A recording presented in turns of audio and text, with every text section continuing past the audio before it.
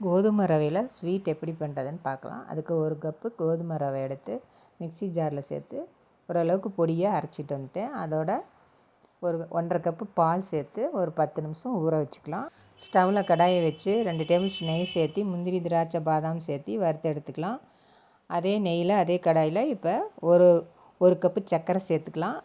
அதை நல்லா மீடியம் ஃப்ளேமில் வச்சு இப்படி கலந்தோம்னா இந்த கலருக்கு வந்தோடனே நம்ம ஸ்டவ் ஆஃப் பண்ணிக்கலாம். இப்போ நம்ம கலந்து வச்ச ரவையும் சுகர் சிரப்பில் சேர்த்து நல்லா கலந்துக்கலாம். ஒரு பிஞ்சு உப்பு சேர்த்து கலந்துக்கலாம். ஏலக்காய் பவுடரும் சேர்த்து நல்லா கலந்து விட்டுக்கலாம்.